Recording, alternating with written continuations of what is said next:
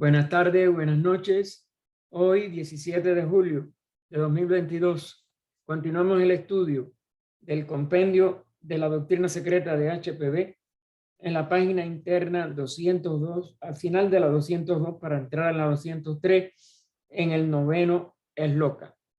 Hay una beatitud y un poder más allá de nosotros mismos que vienen en ayuda de aquellos que están preparados para recibirlos. Volvámonos hacia aquellas grandes fuentes de las cuales emanan incesantemente la fortaleza y la inspiración para todos los que, olvidando el yo, están resueltos a aprender y a compartir sin reservas. Quedamos en esta esloka nueva que continuaba dándonos estas sobre esta etapa tan difícil de la primera parte de la cuarta ronda, en que ya la humanidad iba a alcanzar su estatura verdaderamente humana. Pero todavía está en esta primera etapa de la interacción entre el despertar de este periodo y su relación con el planeta madre, que es la luna. Y entonces nos dice: el agua madre, el gran mar, lloró.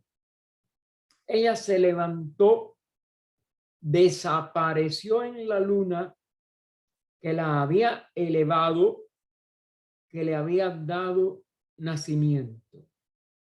Ustedes ven, la frase es bastante difícil de poderla entender. Y HPB nos dice en el comentario: ahora bien, ¿cuál puede ser el sentido de esto?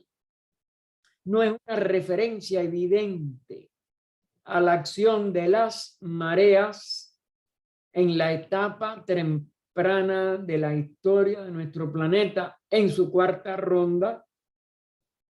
La teoría del señor Darwin era que hace lo menos 52 millones de años, ella agrega entre guiones y probablemente mucho más, la luna se originó de la masa plástica de la Tierra.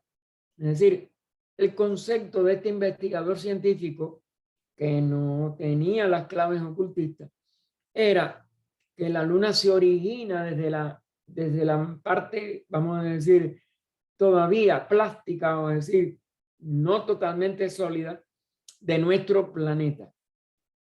La enseñanza ocultista es lo contrario de esto.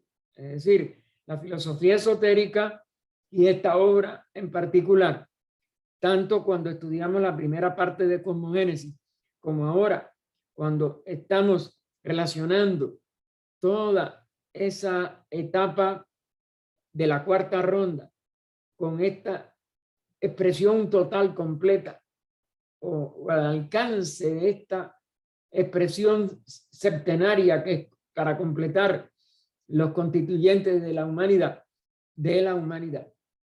Pero siempre esta filosofía esotérica, desde que estudiamos también las estancias de cosmogénesis y en estas de antropogénesis, se ha visto que es al revés. La luna fue el centro de vida de otra encarnación anterior de la cadena planetaria o de este logos planetario. Y al terminar su evolución, pues el logos descansó, como es natural, un pralaya intercatenario que se le llama entre dos cadenas.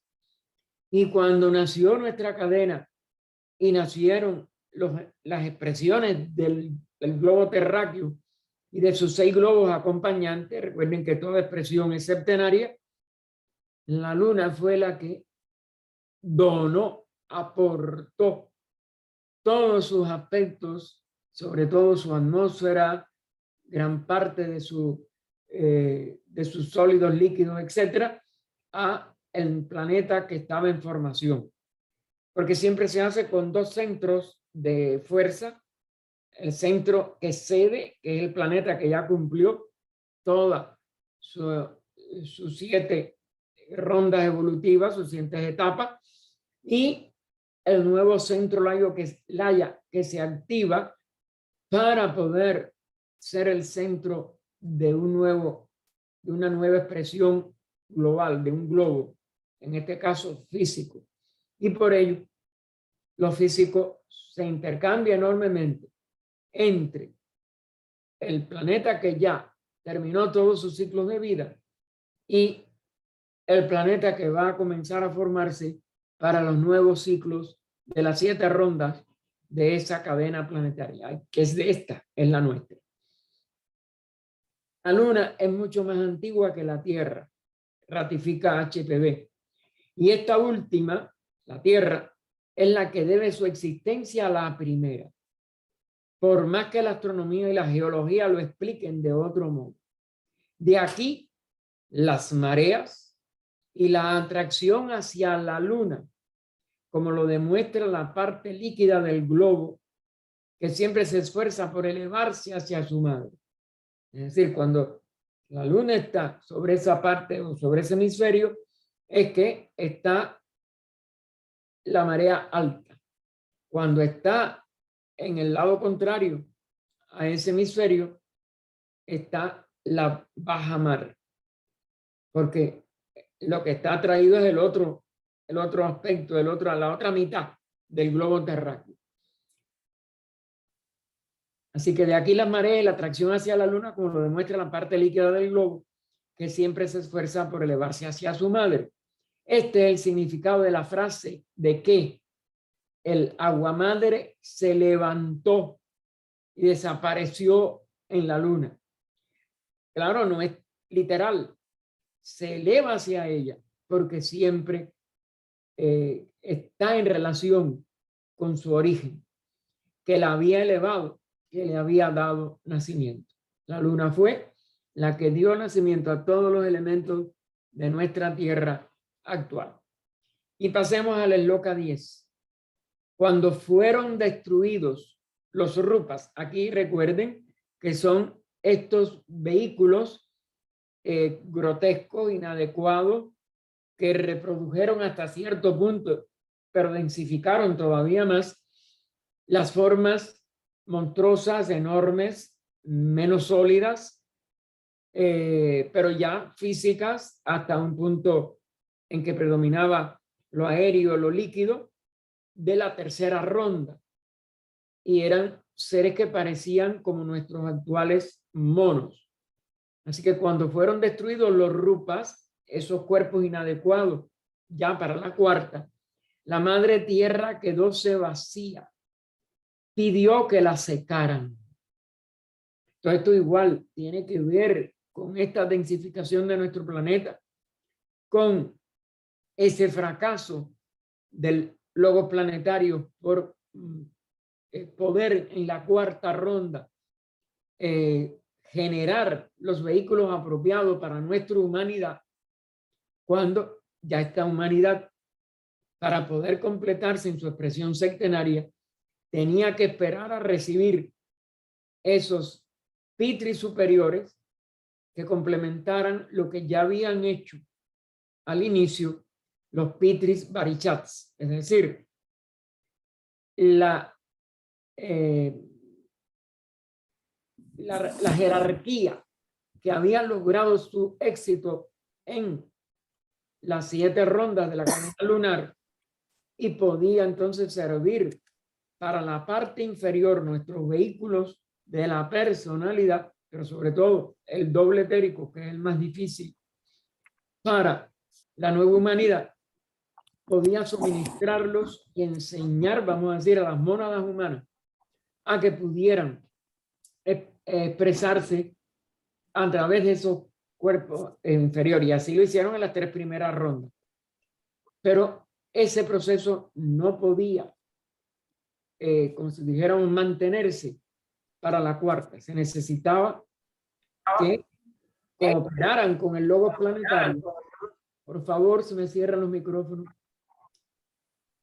Que esperaran a que se pudiera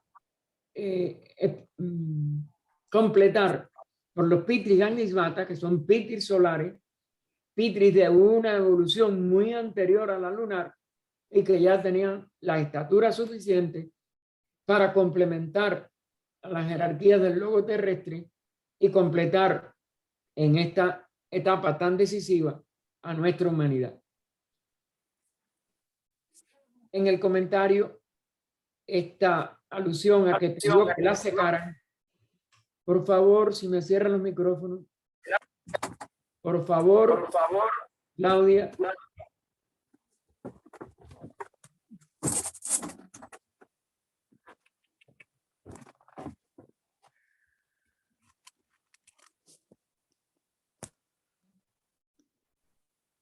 Si usted se pone en la imagen, en la parte de arriba hay 3 punticos y puede apagarlo, yo creo. No, yo ahí no, yo no tengo la pantalla compartida, tendría que dejar de compartir y eso me lleva mucho tiempo. Gracias, José. Pero ustedes sí pueden hacerlo. No, Ahora yo no tengo acceso. no lo puedo hacer porque hay Yo personas no tengo acceso. Si tuviera acceso, lo haría. Figúrese que... Ya lo cerró, hermano. Ah, gracias. Gracias a mí. Bien. Es que si no, la grabación queda muy mal para el que la quiere estudiar después. Y en el tiempo de la incrustación de la tierra, este es la alusión a lo que la secaran. El tiempo de incrustación de la tierra había llegado. Las aguas se habían separado y el proceso se inició. Era el principio de una nueva vida, que era lo que se necesitaba para que pudiera tener éxito el proceso tan complejo y tan material de la cuarta ronda. Y entramos a la estancia tercera. Tentativas para crear al hombre. Esas tentativas las vamos a ver que ya van a tener toda la cooperación de las jerarquías que tenían que estar presentes. La Shloka oncena nos dice: el Señor de los señores vino. Del cuerpo de ella separó las aguas. Y eso fue el cielo en lo alto, el primer cielo. Aclara HPB, la atmósfera o el aire, el firmamento, de muchas escrituras, como dijéramos, en que se hacen alusiones alegóricas, son alegorías, pero es en sí estas divisiones que hay que hacer, tanto de los planos, el plano físico, con sus distintos predominios de la roca, el agua, el aire, y de toda otra serie de divisiones también en los subplanos de los planos más sutiles. La Shloka duodécima nos dice: los grandes shohans o señores llamaron a los señores de la luna de los cuerpos aéreos, una alusión a los Pitris Barishats. Producid hombres, les dijeron, hombres de vuestra naturaleza, dadles, esto es, a los jivas o mónadas que van a habitar esas formas.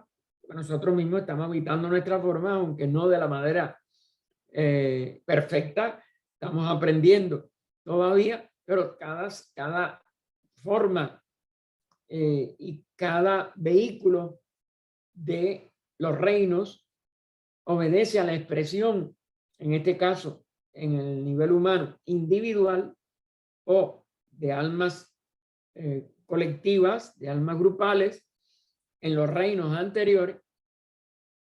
Pero todo esto, sobre todo a la humanidad, que es el reino clave de todos los otros, pues hay que darles sus formas internas, es decir, lo que es el doble etérico. Ella, la madre tierra o la naturaleza, construirá vestiduras externas, cuerpos externos, es decir, los que van a llegar a ser el físico sólido, líquido y gaseoso que tenemos ahora. Machos, hembras serán. No se puede hacer esta polarización de los sexos hasta que no hay el nivel de los huesos. Y aquí estamos comenzando este ciclo de la cuarta ronda y del periodo mundial de nuestra Tierra, que va a tener que pasar por varias etapas intermedias antes de llegar, es decir, al fin, al promedio, pero ya más allá de la mitad del tercer ciclo o tercera raza raíz, como se le llama en la terminología de la teosofía, que es lo que nosotros llamamos ahora también en la terminología adoptada por la doctrina secreta, la raza lemur, la tercera raza que floreció en lo que es hoy el Océano Pacífico. En muchas otras partes del globo, como pasa ahora con la humanidad, pero el grueso se desarrolló en un continente que estaba donde está hoy el Océano Pacífico y parte de las tierras de Asia, Oceanía, etc. Así que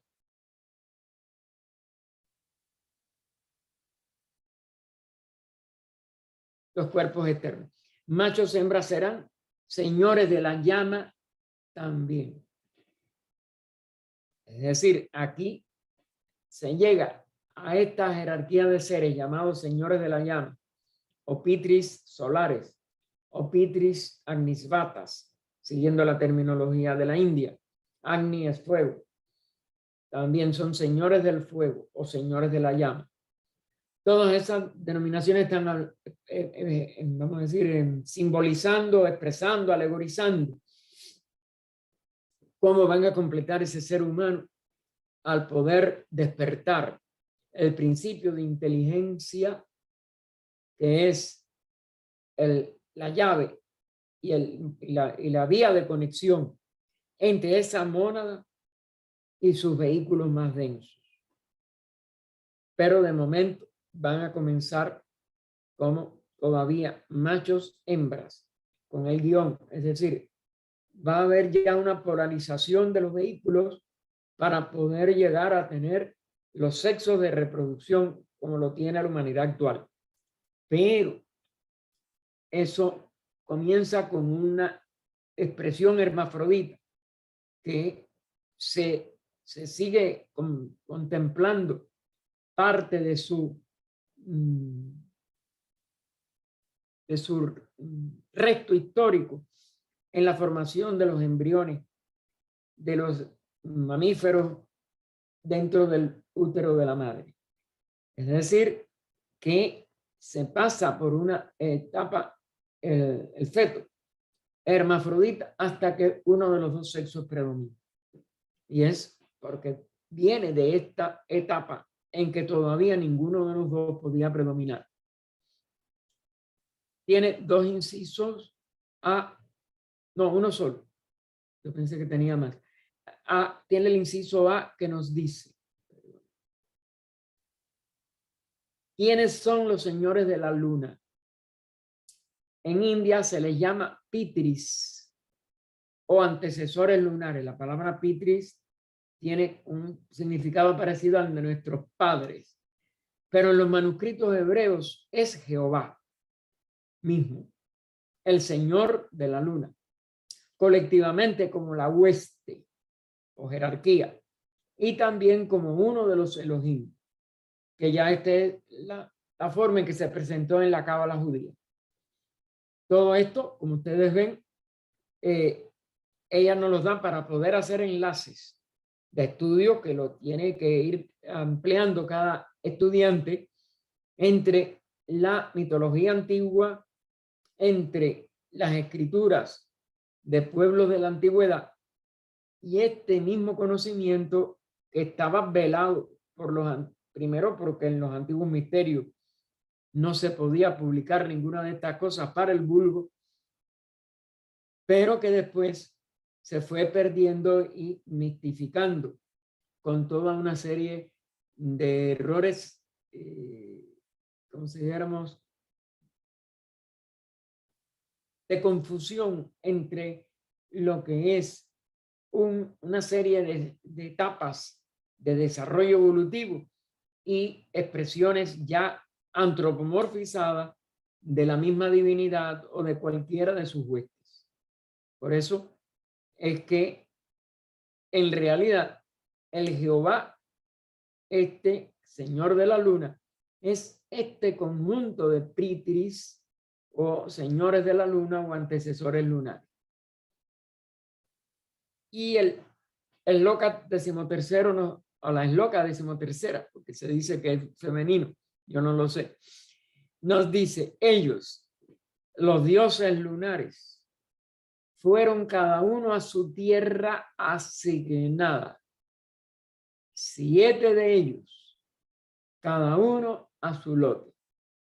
Ven otra vez cómo se repite, igual que en otras partes de antropogénesis y de cosmogénesis, la expresión centenaria, tanto en distintas regiones de la Tierra, tanto en diferentes expresiones de las mónadas. Mónada es una sola, pero sus expresiones son las que van cada una a su tierra asignada. Es decir, son 7 clases de evolución, 7 expresiones de la evolución, cuando ya lo llevamos a los que llamamos en la de literatura teosófica posterior los rayos, los temperamentos. Todo eso está simbolizado en varias capas, como si fuera una cebolla, que tiene distintos significados de acuerdo a la capa a que lo apliquemos. Los señores de la llama se quedaron detrás. ¿Por qué? Porque todavía no pueden. Hay que esperar estas 2.5 expresiones humanas o de la humanidad, las 2.5 primeras razas, que van todavía a ser un reflejo de la tercera ronda de nuestra cadena planetaria, de nuestra encarnación de la cadena planetaria, y hay que esperar a esa densificación de los cuerpos, a esa maduración de las experiencias de las mónadas que están encarnando en diferentes cuerpos de estas expresiones de una humanidad primitiva, hasta que pueda venir la actual etapa y se conviertan las más avanzadas de las expresiones monádicas de aquella humanidad en los mismos pitris almisvatas, en los mismos pitris solares. Porque las más avanzadas monadas hubo una fusión entre esta jerarquía que venía de etapas de evolución anterior y la mónada humana o el grupo de mónada humana más avanzada de la presente humanidad. No querían ir, no querían crear. Este es uno de los aspectos que se simboliza como en una voluntad o en un deseo. No querer es no tener deseo de hacer algo o de venir a algo o de ejecutar algo. Esto es una de las cosas que parecen tener varios significados y que tuvo que ver también con, veremos, un problema en nuestra actual humanidad de demora de que pudieran recibir esta reactivación o reavivación de su inteligencia en su propio plano a través de los cuerpos, en que entonces los pitris solares les suministraron para despertar en un nivel más denso, en un nivel ya que está en cruce entre el predominio del espíritu sobre la sustancia o el espacio, la materia diferenciada mayábicamente hablando, y estos planos inferiores personales en los que la materia opaca o litera o al menos oscurece la expresión monádica o la expresión del espíritu. El comentario a esta Shloka 13, ella nos dice así: las enseñanzas secretas de los adeptos para sus discípulos muestran a los progenitores divinos creando hombres en 7 partes del globo, cada uno en su lote. Lo pone entre comillas porque es la forma en que aparece en la estancia original. Cada uno en su lote. Esto es, cada uno una raza de hombres externa e internamente diferentes y en zonas distintas. La referencia también no solo a las 7 razas raíces, sino a los 7 continentes en que esas razas se desarrollan.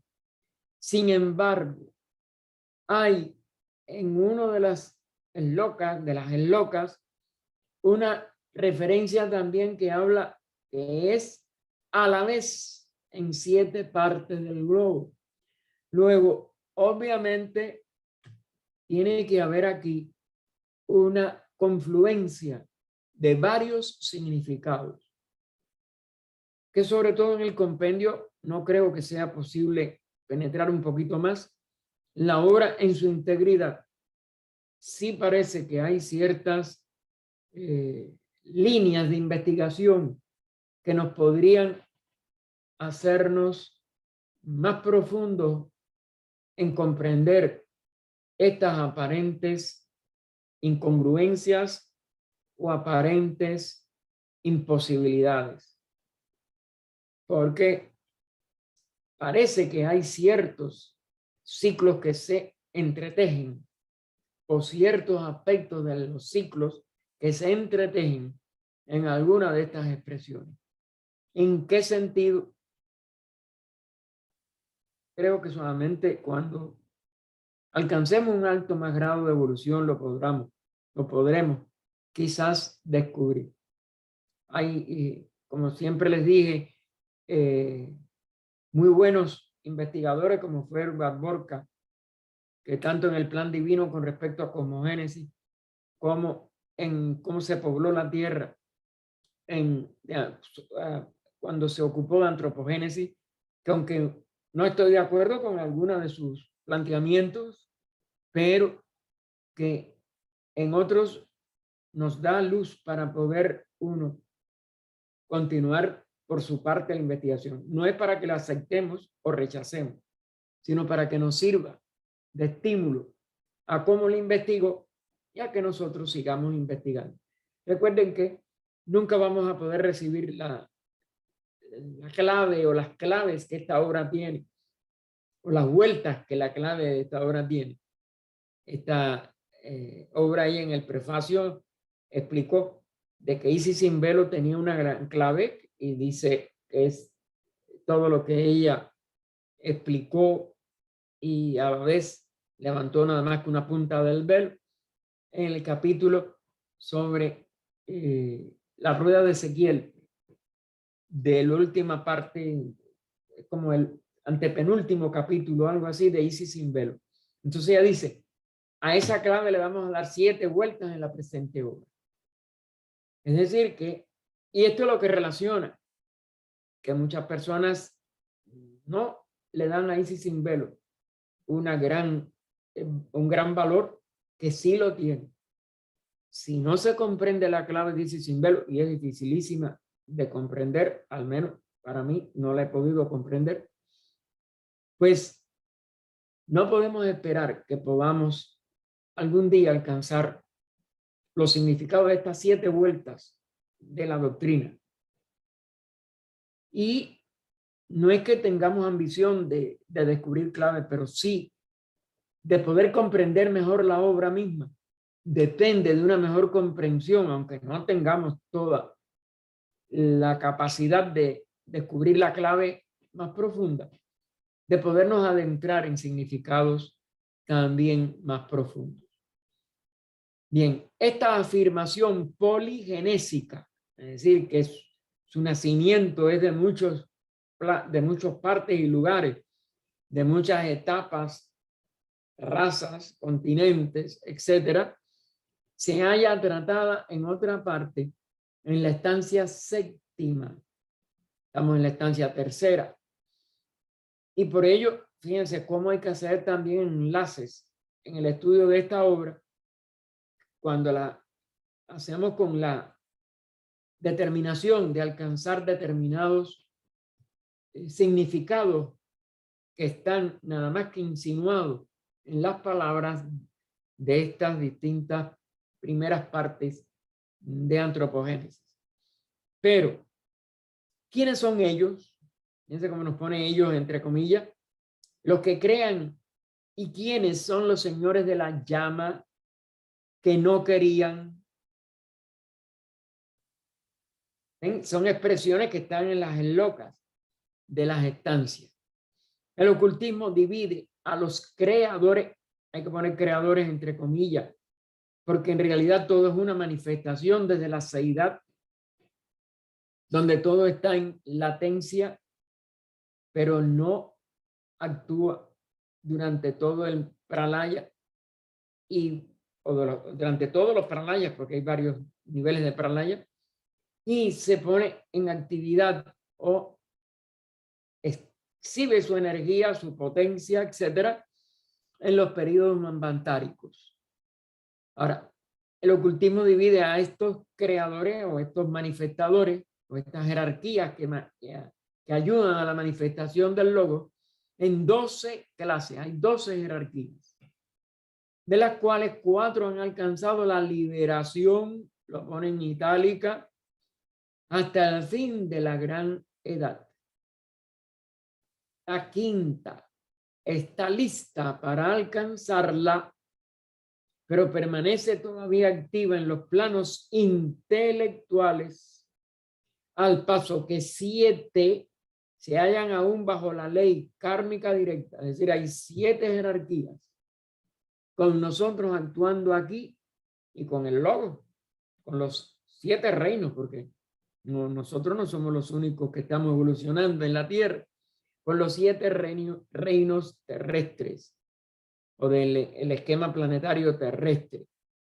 Y nosotros pues no sabemos nada de estas 4 que ya totalmente están más allá de la liberación, y esta está casi alcanzando hasta el final de la gran edad, que es todo el periodo manvantárico de nuestra cadena planetaria.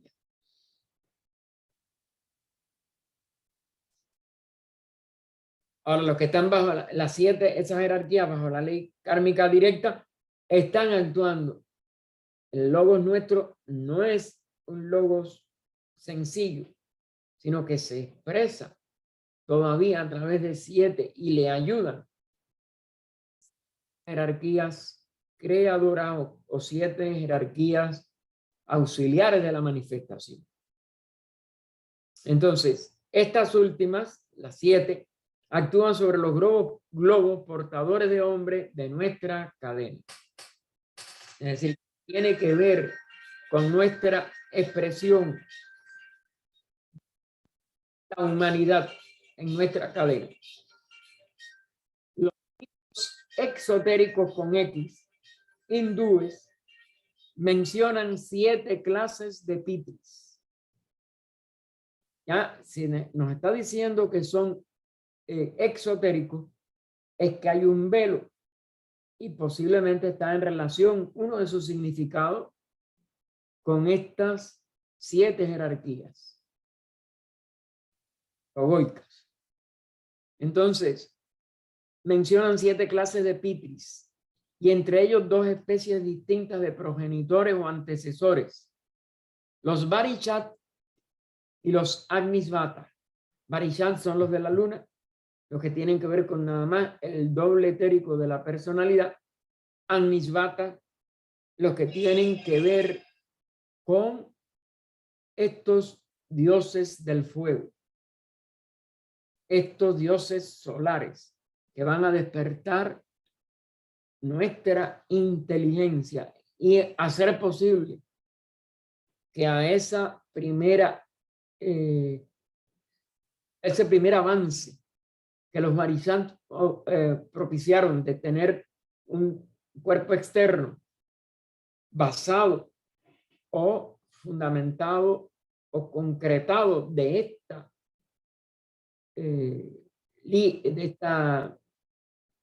este linga sarira o doble etérico o cuerpo astral, pues que es el que expresa la vitalidad, pueda completar entonces con los Agnisvatas la expresión de la tríada superior a través de ese cuaternario que se fue gestando en esta primera etapa. Así que o los poseídos por el fuego sagrado, que son los Agnisvatas, y los desprovistos de él, o sea, los Varishats.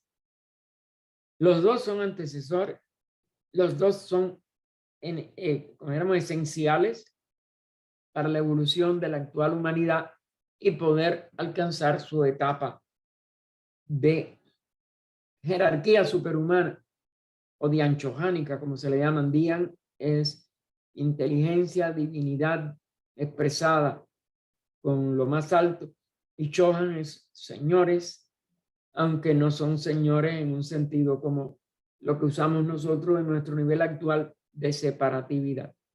Así que la filosofía esotérica explica las cualidades originales como debidas a la diferencia entre la naturaleza de ambas clases. Los Pitri Agnisvatas están desprovistos de fuego, esto es, de la pasión creadora. Es decir, del deseo de manifestarse en niveles inferiores, porque son demasiado divinos y puros. Y entonces no pueden como hacer el enlace con los niveles inferiores, pero sin embargo se le pone como fuego sagrado a los que pueden manifestarse en niveles inferiores, que este serían en este caso los Varishats, y a los desprovistos del que serían entonces los Agnisvatas. Por eso los Agnisvatas están desprovistos de ese fuego de la pasión creadora, porque son demasiado divinos y puros, mientras que los Varishats, siendo los espíritus lunares más estrechamente relacionados con la tierra, por lo que originaron nuestra tierra, se convirtieron en los Elohim creadores de la forma, o el Adán de polvo, de la Biblia mosaica, de la Biblia que hoy está totalmente dogmatizada, porque ya son escrituras exotéricas, es decir, externas. Así se ve claro por qué los Agnisvatas, desprovistos del fuego creador más grosero y por tanto incapaces de crear al hombre físico, por no tener doble o cuerpo astral que proyectar, porque eso nada más que lo tienen los Varishats, toda vez que carecían de forma, son presentados en las alegorías exotéricas con X, es decir, en interpretaciones no iniciáticas, no esotéricas, como yogis, kumaras, otra palabra usada en el oriente, jóvenes castos, es lo que significa kumaras, que se rebelaron, porque se decidieron a ayudar a la humanidad y descendieron, perdieron esa ausencia de forma. Fíjense cómo se ve al revés en muchas cosas con nuestras nociones más mundanas o más materiales que tenemos nosotros en nuestra etapa actual de evolución. Por eso se le llama asuras, que se oponían a los dioses y luchaban con ellos, etc. Y ahí hay una llamada. Recuerden que toda palabra del oriente, sánscrita sobre todo, que se le ponga la letra A delante de un prefijo, como prefijo A, es que dejan de ser aquello que denota, que significa la palabra sin la A. Suras es una de las denominaciones que se dan en la mitología de la India a los dioses, a los seres divinos. Cuando se convierten en asuras, es como si se convirtieran en la ya superstición en demonios. Son alegorías de cómo para poder descender y cumplir con ciertas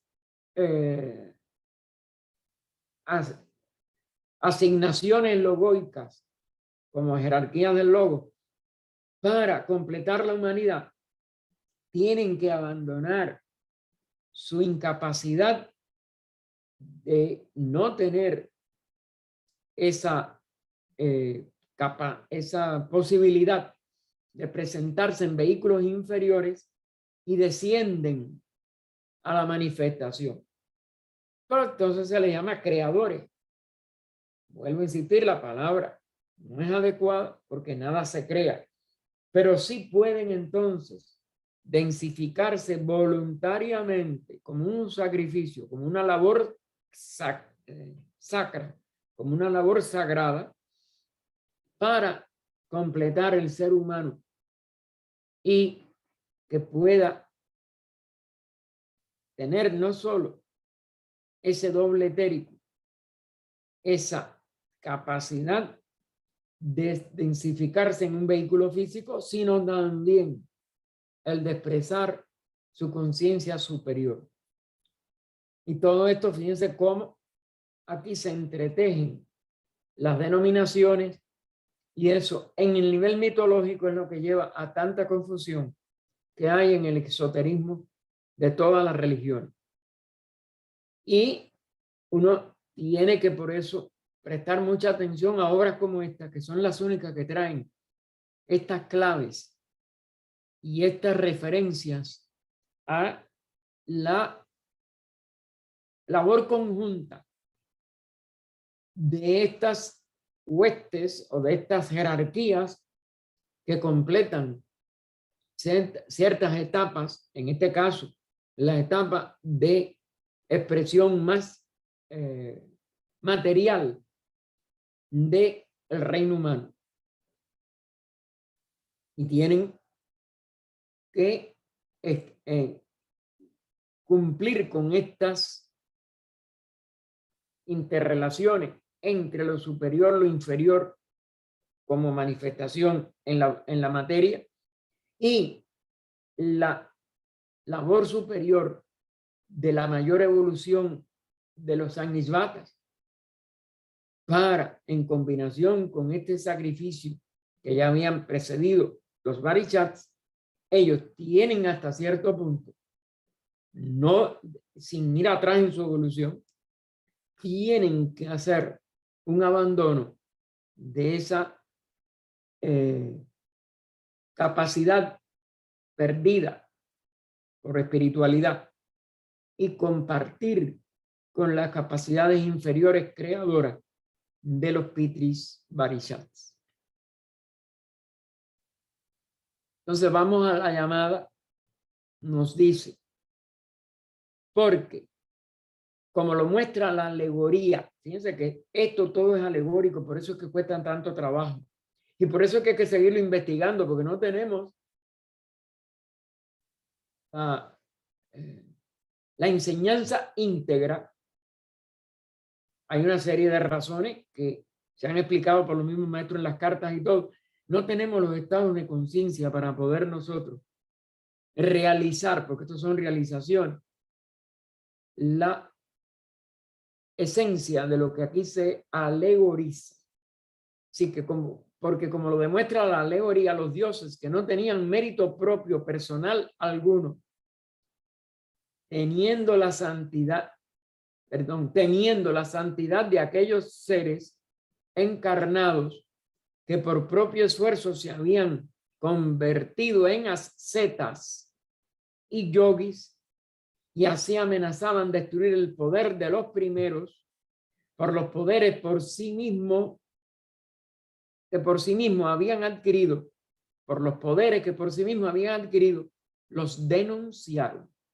Todo esto tiene un profundo significado filosófico y se refiere a la evolución y a la adquisición de poderes divinos por esfuerzo propio, que esa es la columna vertebral que distingue al reino humano de otros reinos como el mismo débico, angélico, etcétera, que no lo hacen por sí mismos, sino porque tienen, como los animales en nuestro nivel actual de evolución, en nuestros reinos actuales de evolución en la Tierra, que tienen instinto, pero el instinto no es una adquisición propia,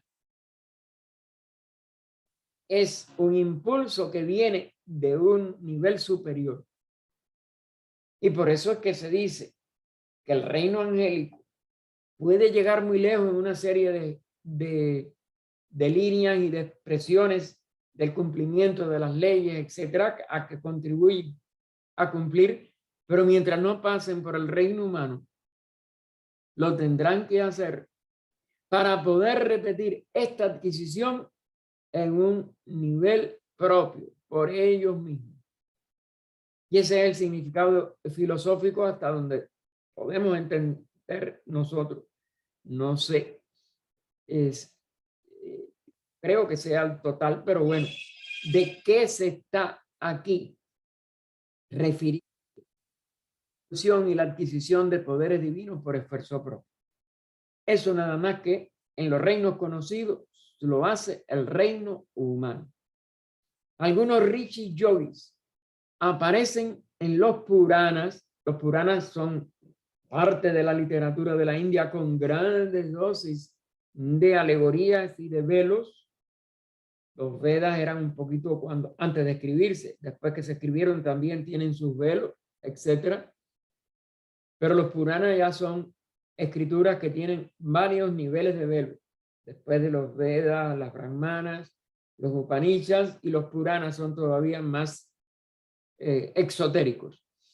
Así que algunos rishis yogis aparecen en los Puranas como mucho más poderosos que los dioses. ¿Se dan cuenta? Los dioses secundarios o poderes temporales de la naturaleza, o sea, las fuerzas naturales, están condenados a desaparecer. Solo la potencialidad espiritual en el hombre es lo que le puede conducir a unificarse con lo infinito y lo absoluto. ¿Por qué? Porque lo va a hacer por sí mismo.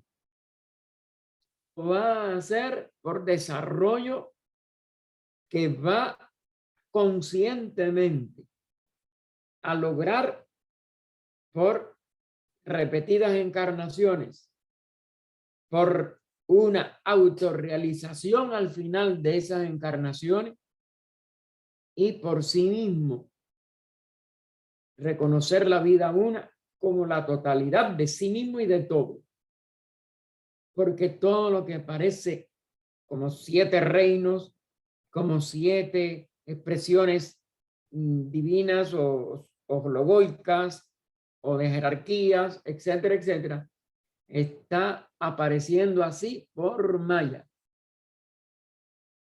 Pero la unidad y la absolutividad en lo infinito, nada más que el reino humano es el único que lo realiza y autorrealiza por conocimiento de sí mismo y eliminar todos los velos, todas las apariencias, todo el maya que la manifestación conlleva mientras esté en ese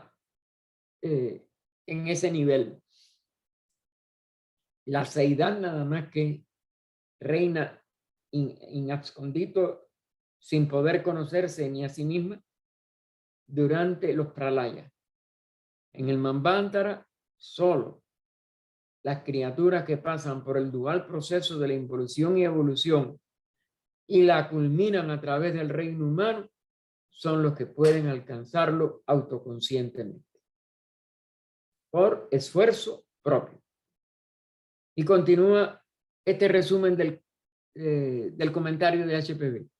Sin embargo, solo aquellos podían completar al hombre, los Pitris Nisvatas, estos que van a ser Kumaras, pero que van a renunciar a lo superior y van a perder parte de su idiosincrasia para poder dar a la humanidad este principio divino que nada más que ellos podían comunicar. Pero tenían que ser descendiendo aquí. No lo podían hacer en su propio plano. Así que, sin embargo, solo ellos podían completar al hombre. Esto es convertirlo en un ser consciente de sí, casi divino, un Dios en la tierra, que es lo que es ya el hombre celeste. El ser que alcanza la liberación y renuncia a ella para seguir manifestándose en pro de la ley de evolución. Los grandes Cristos, Budas, instructores de toda la humanidad. Los Barichats, aunque poseídos del fuego creador, tienen la capacidad de poder darnos el doble etérico, etcétera. Estaban desprovistos del elemento superior mahático. El mahat es la mente en el nivel creador del universo, el mahat. Mahático es una forma de castellanizar o poner en inglés a esa palabra sánscrita mahat, que es lo más alto de todo lo alto. Estando al mismo nivel que los principios inferiores, los que preceden a la materia grosera objetiva, es decir, el doble etérico, etcétera, solo podían dar nacimiento al hombre externo, es decir, darle ese doble, ese linga sarira, que pudiera entonces expresarse en lo que es nuestro cuerpo actual, el cuerpo físico, o más bien al molde del físico, es decir, ese linga sarira es al molde del cuerpo físico, el hombre astral, el hombre luminoso. Recuerden que astral lo que significa es luminoso, que después se haya usado o se use y ustedes quieran seguirlo usando para determinadas conveniencias. Para la parte cámica, pues no hay objeción, pero hay que tener muy claro que significa que tiene luz, no una determinada función de que puede tener ese doble etérico, que tiene sus misterios, ese linga sarira, que no es el doble etérico solo, sino que tiene sus... Esto tiene una serie de misterios, como hay, porque la vida o vitalidad de nuestro cuerpo físico está en relación con ese misterio. Y la vida después de la muerte tiene otro tipo también de relación, y que es lo que hace que después de la muerte es que tengamos un Kama-Rupa. Sin embargo, la esencia de ello no está totalmente dilucidada en lo que llamamos literatura teosófica. Recuerden también que hay que seguir investigando, porque el linga sarira, mientras estamos vivos, nos suministra el prana. Pero hay prana en todos los planos del universo. No sabemos más nada desde el momento en que hay una conciencia que se tiene que delimitar después de la muerte, en lo que puede ir al Devachan a asimilarse al ego como experiencia permanente, y una serie de aspectos de la personalidad que tienen que ser desechados, que queda como el Kama-Rupa, pues ahí hay también una serie de misterios con respecto a eso. El sueño predevachánico, el devachan. Todo eso está dicho incompletamente, tanto en las cartas, la 16, sobre todo sobre el devachan, la primera, y las respuestas que fue el maestro dando a lo que Sinnett obviamente no pudo entender, y la forma después que tomó lo que Sinnett entendió en el budismo esotérico y lo que HPB explicó en la clave de la teosofía, una de sus dos últimas obras, y ya las obras posteriores de la vida después de la muerte, etcétera, etcétera, lo que entendieron o pudieron poner en palabras comprensivas para la mente, vamos a decir, más generalizada de la humanidad actual, los posteriores autores teosóficos. Así que no podemos decir la verdad está completa aquí, está no, en ninguna va a estar completa. Tenemos que ir sacando cada uno por su estudio personal. ¿Qué pasa mientras vivimos? ¿Qué pasa con el prana cuando morimos? ¿Qué pasa cuando hay vitalidad que nos permite tener una vida post-mortem y un devachan post-mortem? Es decir, una asimilación de la parte positiva de la vida. Todo eso en detalle, no le puedo decir que yo lo haya podido sacar, y me parece que deja tantos misterios como los que en vida física nos seguimos nosotros preguntando. ¿Y qué es esto? ¿Y qué es esto? ¿Y qué es esto? Así que, aunque vemos que Brahma, el Mahat colectivo o la mente divina universal, y este es el verdadero significado del Brahma manifestado del hinduismo original, les había confiado, así que aunque vemos que Brahma les había confiado la tarea, el misterio de la creación se repite en la tierra, solo que en sentido invertido, como en un espejo. Ya aquí donde está el reto. ¿En qué sentido todo eso se invierte? ¿En qué sentido los Pitris Anisvatas y los Pitris Varishats? Nosotros tenemos que comprenderlo en este sentido complementario, o más bien invertido, como en el espejo. Y eso sucede en cada uno de nuestros pasos, la vida física, cuando morimos, etcétera. Cuando vamos a Devachan, se sigue repitiendo todo eso. Y en los principios igual, cómo los vamos liberando de nuestros niveles inferiores y podemos ascender a los superiores. Los que son incapaces de crear al hombre espiritual inmortal,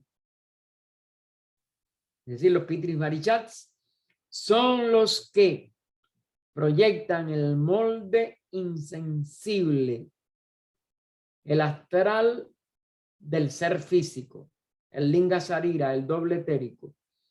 Y los que no quisieron multiplicarse fueron los que se sacrificaron en bien y por salvación de la humanidad espiritual. Tenemos que dejarlo aquí. Bueno, quedan 2 minutos. Déjenme ver. No, es muy largo el... Sí. No, prefiero no correr esto. Miren, es todas estas leyes de... Vamos a dejarlo al final de la 205 y comenzamos otra vez. Sin embargo, porque aquí estamos en uno de lo más difícil de este proceso, porque estamos ante un espejo. Los espejos nos presentan todo muy aparentemente bien, pero está todo al revés. Por eso ella dice, solo que en sentido invertido. Sí que, sin embargo,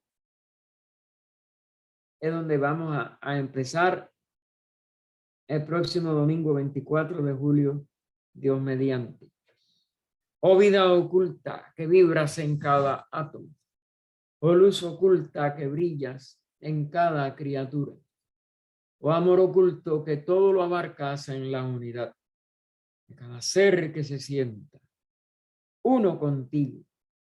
Sepa que por lo tanto es también uno con todos los demás. Paz, paz, paz a todos los seres. Adelante, Ernesto. Sí, hermano, tenía un par de preguntas. La primera es con la novena esloca, que dice: el agua madre, el gran mar lloró. Ella se levantó y desapareció en la luna, que le había elevado, que le había dado nacimiento. O sea, sobre el agua, o sea, en la tercera cadena fue donde se originó el agua. Podemos inferir que en la primera y segunda cadena no había agua por esta esloca, hermano. No, mira. El problema es que cada ronda tiene su elemento fundamental. Parece, y ahí yo no puedo darte una contestación definitiva, parece que quizás el nivel físico de nuestra agua no podía llegar a existir, porque aunque nosotros estamos en el comienzo de la cuarta cadena, como este misterio de los Pitris, tanto Agnisvatas como Parishats, porque los dos son misteriosos. Lo que pasa es que, ¿cómo podemos ver ese espejo? ¿Cómo podemos desentrañar ese misterio? Nosotros tenemos que estas 2.5 razas de la cuarta ronda humana reprodujeron ciertas condiciones que nada más que estuvieron plenamente durante, dijéramos, 7 periodos mundiales, durante una ronda completa en la primera ronda, que todavía era muy sutil. O sea, volvió a sutilizarse como si estuviéramos en la primera ronda, en cierto nivel. Esto nunca es total. Y para la primera raza de nuestra actual cuarta ronda. Y las condiciones de la segunda ronda se reprodujeron hasta cierto punto en la segunda raza de nuestra actual cuarta ronda. Y la tercera raza, en su primera mitad, reprodujo las condiciones prevalecientes en la tercera ronda de nuestra cadena. ¿Para qué?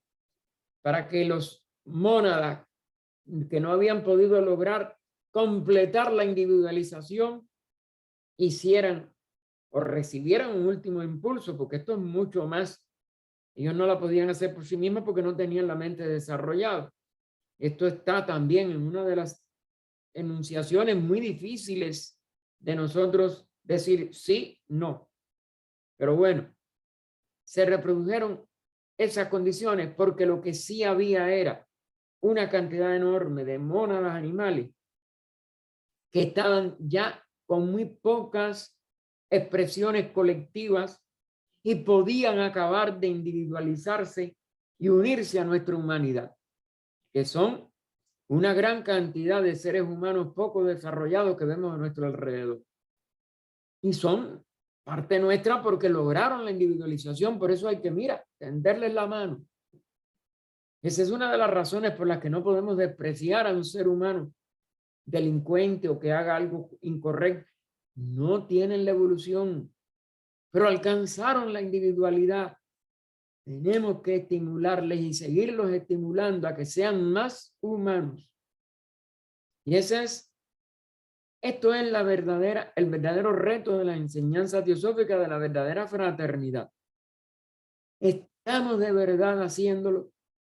Tenemos la conciencia de verdad de darnos cuenta que no pueden comportarse mejor.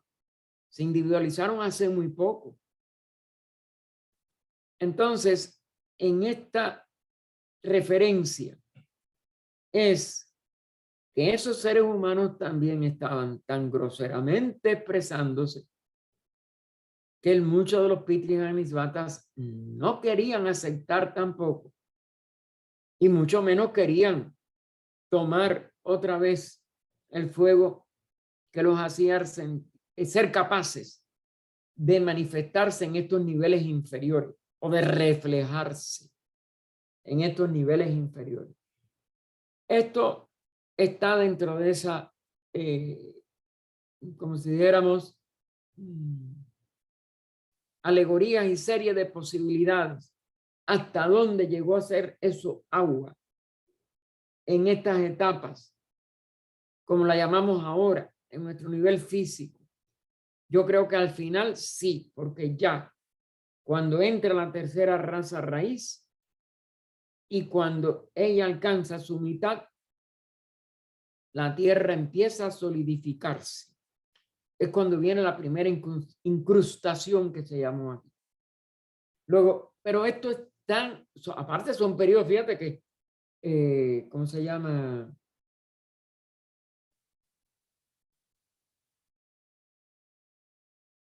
Se le calcularon, no me acordaba ahora, 52 millones de kilómetros por los científicos materialistas. Y ella dice, y era mucho más. Son periodos tan grandes que tú no puedes decir dónde empezaba de verdad a ser un agua como la nuestra. Dónde era, vamos a decir, un reflejo de lo que iba a ser nuestra agua, pero no la realidad de lo que iba a ser. Porque nosotros estamos densificándonos en esta cuarta ronda a una velocidad, sobre todo a partir de la tercera raza. Pero fíjate que de todas maneras que abarca mucho más de 52 millones de años en el cálculo que se hizo por los científicos.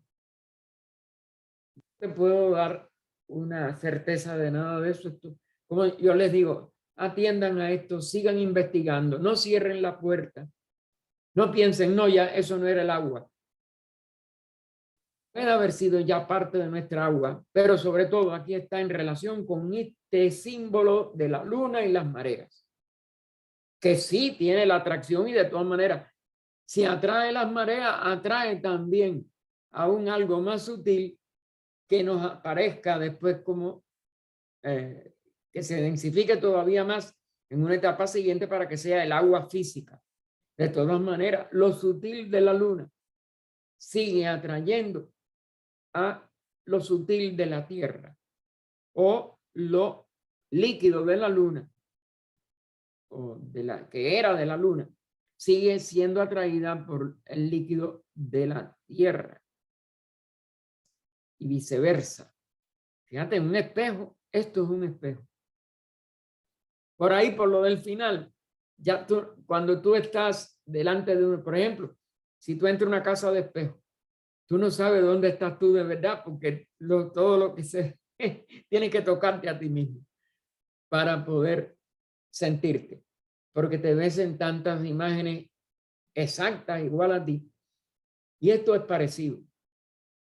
Lo que sí creo que básicamente tenemos que circunscribirnos a entender. La luna fue la que dio todo lo más sutil y todo lo que era utilizable para nuestra etapa de desarrollo como centro físico de la encarnación del Logos en nuestra etapa actual, y ella representa el tipo anterior, aquella evolución de lo que dieron como vamos a decir, como gran jerarquía de ayuda a la tierra, los Pitris Varishats. Pero detalles de esto no podemos, yo por lo menos no tengo ninguno que te pueda dar a ti, ni a nadie. Tengo que declarar mi ignorancia. Dime la segunda, Ernesto. Sobre la estancia tercera, tentativas para crear al hombre, en Esloca 11. Dice, el Señor de los señores vino, del cuerpo de ella separó las aguas, y eso fue el cielo en lo alto, el primer cielo, atmósfera o aire, firmamento. Este Señor de los señores, hermano, ¿es el logo solar, el logo cósmico? ¿De dónde vino? Creo que es el planetario. Porque él es el que trabaja su sistema. Esta es su cuarta encarnación, según plantea la doctrina.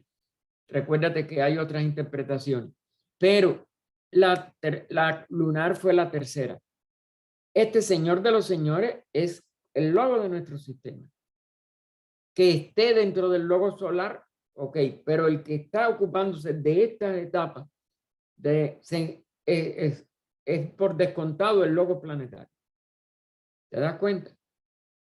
Ahí sí creo que hay bastante solidez de que es el verdadero, la conciencia rectora de nuestro sistema actual, que tuvo que ser la conciencia rectora del sistema lunar. ¿Por qué? Porque son encarnaciones, son 7 encarnaciones de cada logo solar, y obviamente la lunar fue la anterior a nosotros, ya sea tercera, ya sea cuarta, o la nuestra sea cuarta o sea quinta. Es una encarnación del logos, y él es el señor de los señores, porque todas las demás huestes están regidas por él. Y eso sí lo aclaró HPB en Cosmogénesis. Por eso, si quieres, véalo buscar. En Cosmogénesis ella dijo, aunque se dan en los conceptos anteriores allá la manifestación, es decir, al despertar del universo es un despertar de un Maha Manvantara después de un Maha Pralaya. Porque da como no había nada y surge lo que llamamos el todo de la manifestación. Pero ya cuando ella llega a la estancia cuarta, creo que es, o algo así, ella aclara de aquí en adelante nada más que es nuestro sistema. El sistema que pertenece a nuestra Tierra.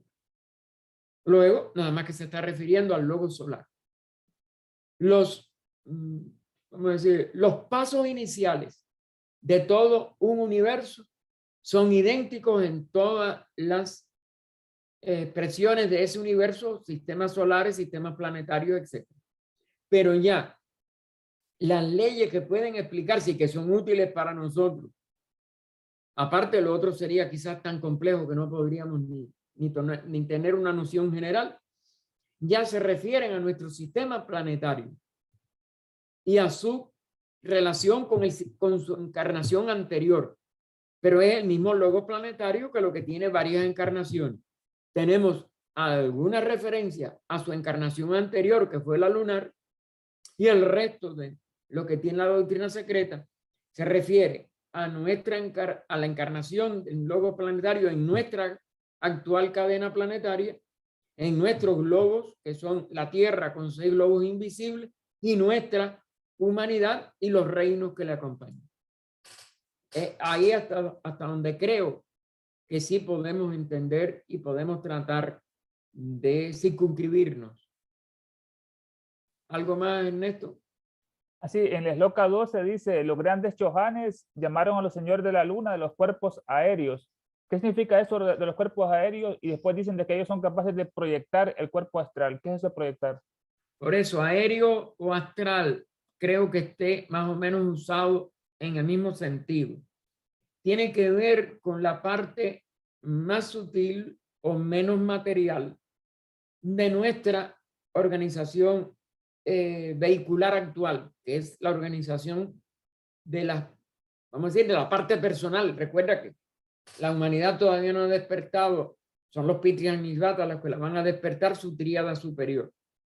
O más bien, van a enlazar a través del despertar de la mente su mónada en 2 aspectos que son superiores, pero que les falta el nexo entre lo verdaderamente divino o verdaderamente inmortal, eterno, y nuestra naturaleza mortal, que es la vehicular de la personalidad. Esos son los Amisvatas. Pero al referirse a los Varishats, obviamente se está refiriendo a los Varishats cuando habla de aéreos, etéreos, pues o bien son 2 niveles de ese mismo reflejo o de ese espejo. Por eso te digo, aquí hay muchas cosas que tú lo tienes que seguir con el signo de interrogación. ¿Y qué más? ¿Y qué puedo más yo poder descubrir? Porque eso hay que descubrirlo nosotros mismos al fin y al cabo. Mientras tanto, estamos mirando el espejo si acaso. Y aún aquí ni el espejo. ¿Algo más, Ernesto? Gracias, hermano. Adelante. Entonces, Ángela, gracias a ti mismo. Sí, hermano. Bueno, como a mí me gusta las cosas de la Biblia e irlas mirando con respecto a la doctrina secreta, en el Génesis dice que separar las aguas de las aguas, ¿no?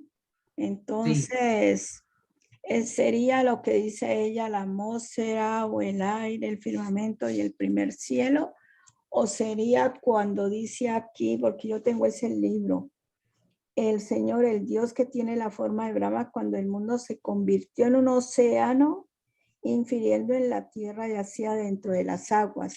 ¿Eso querrá decir en la Biblia separar las aguas de las aguas? ¿O cómo sería, hermano? No, ya con la Biblia no me atrevo yo. No se Sabes que mete. nunca lo he Ok, estudiado en hermano, no, pero a mí me gusta investigar la Yo sé. Biblia con respecto a la doctrina secreta, ¿verdad? Sí, Bueno, ok. gracias de todas maneras. Y No, hay disculpe que la seguir pregunta. investigando. Lo que yo te doy, yo no tengo, porque hay todavía quien la ha estudiado hasta en relación con Cábala o con esto o lo otro. Yo la verdad que no. Tengo que confesar que yo hago labor por el cristianismo por la cantidad de personas, sobre todo mientras vivía en Cuba, Ya, dependían de, como dijéramos, de la acción mezclada con superstición y con dogma. ya. Y le ofrecía la oportunidad de que tuvieran una línea sin dogma y sin explotación económica, etcétera. Tengo que seguir porque hace falta todavía muchas personas, pero aquí no es tanto. Aquí la línea cristiana más bien es protestante, etcétera. La línea católica ya no tiene el poder de dogmatizar tanto como antes. Y lamentablemente muchas líneas protestantes están dogmatizando exageradamente. Pero yo, la Biblia me ha llamado. Okay. Yo trato de ir a la parte ética de ella, que mantiene muchas Sí, cosas claro. positivas, pero ya estas partes alegóricas y no, Cosas así. no te puedo. Okay. Bueno, hermano. Lamento no Tranquila, poderte ayudar. tranquilo, esto está bien, no tiene, seguiré. Sigue No, en porque a mí me gusta, yo sé, yo te respeto tu línea. Gracias. No lo he hecho y entonces, ¿qué voy a decirte? Lo que se me ocurre ahora. La verdad, hermano, solo la verdad. Yo sé que usted es sincero y... No soy sincero, no, Sí, no lo sé. Ok, hermano. ¿Alguien más?